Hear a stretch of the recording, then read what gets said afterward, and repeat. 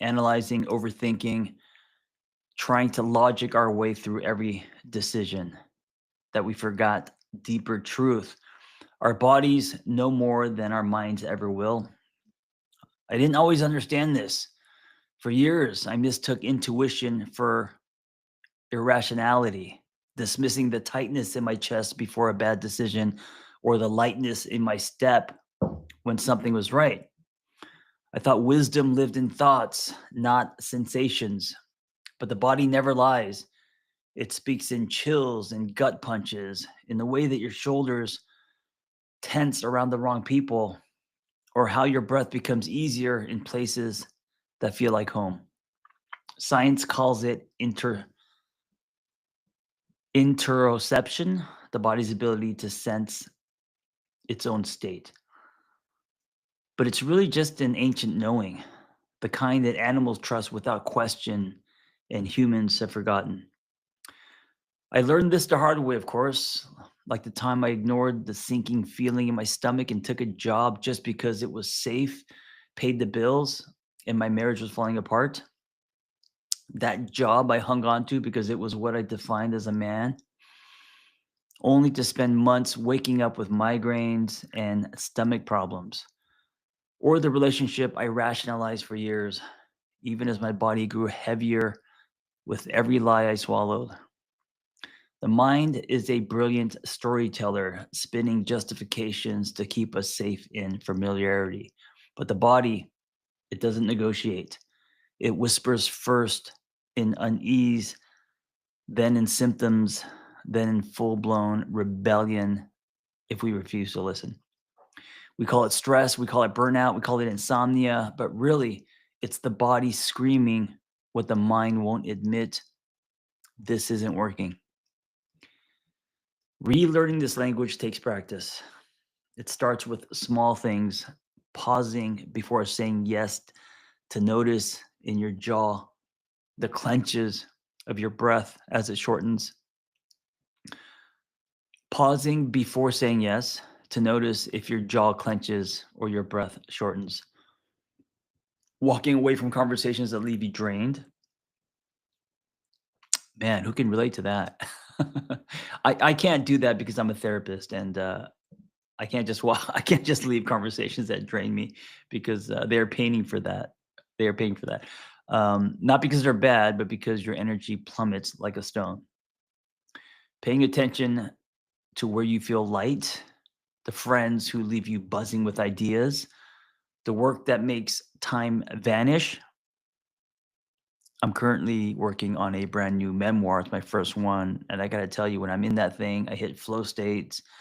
I mean, I'm 3 weeks in, almost finished, almost on page like 270. And that's a good example of work that makes time vanish, right?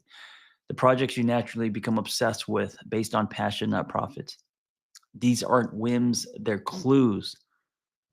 The modern world trains us out of this knowing. We numb ourselves with screens, drown out discomfort with noise, and treat our bodies like inconvenient baggage for our brains.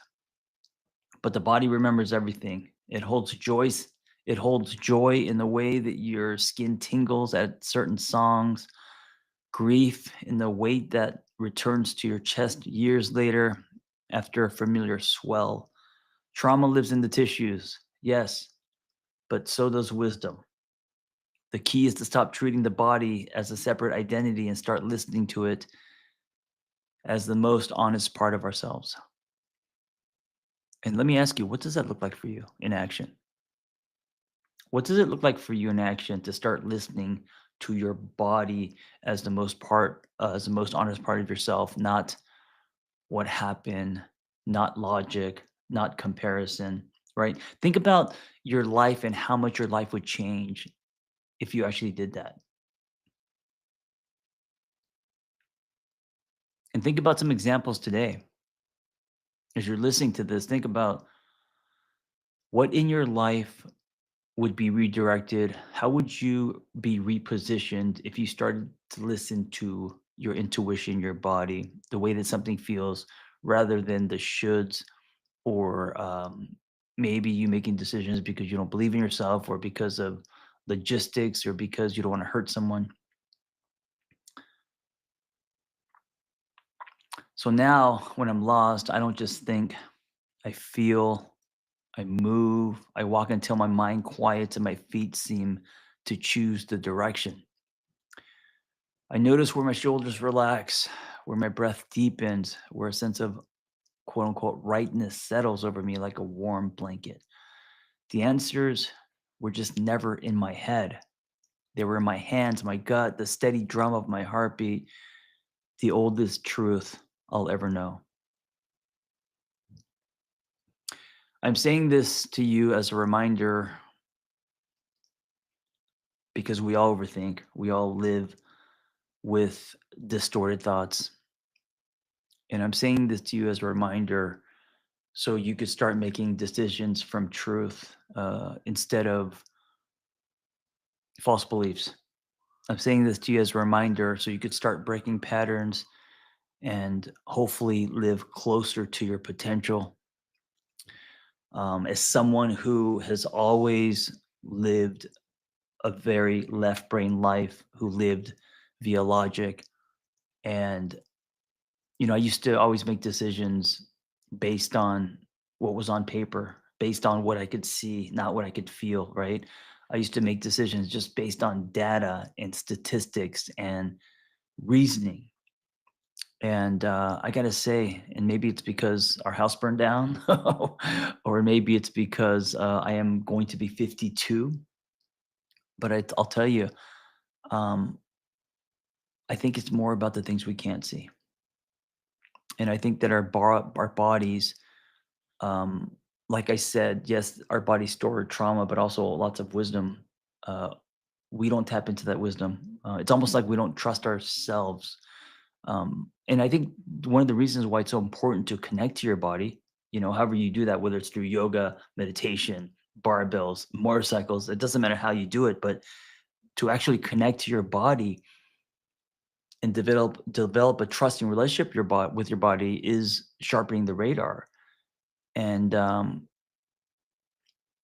gonna, of course, pull an '80s example, but remember when ET was trying to phone home? This is the image that I always think about. I don't know why, but when ET was trying to phone home, because ET was lost, and he had all those things like he's got aluminum foil, or maybe I don't know if it's a he, she, ET, but the aluminum foil, the tape recorder, like all this makeshift stuff to sharpen ET's radar so the greater so that spaceship can sense him and rescue him.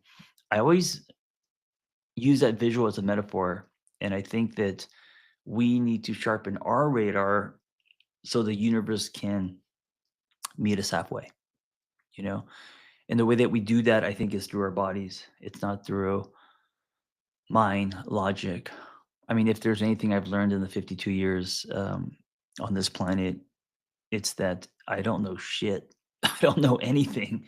And especially recently with the unthinkable happening, one day we have a home, next day we don't. Uh, you get humbled very fast. And you also realize that life is short and sometimes things don't make sense. And so if you're just going to try to connect dots and use logic, you may be going down wrong roads often. And so to now sit with yourself, to have a more authentic relationship with your body and to make decisions based on the feeling. And listen, we're not always going to be right. We're going to make wrong decisions. Just because you listen to your body slash intuition doesn't mean that you're making every decision correctly, right? Um, but I gotta say that when you are in tune that way, when you are able to listen more to your body and what feels right, um, as long as that's honest to you, think about it this way: that decision you'll never regret. Um, to me, I only regret decisions that weren't honest to me. You know what I'm saying? Because you make decisions and they may be honest to you, and things may not work out, but you won't regret that because what else can you do but make decisions that are honest to you, right? But if you make a decision that isn't honest to you and that doesn't work out, Well, now you have regret because you feel like you lied to yourself, right? So less about the outcome and more about your relationship with self. Anyway, thank you for listening. Hope this has been helpful. Be well. All right, Single on Purpose community. Good to see you guys. Although I don't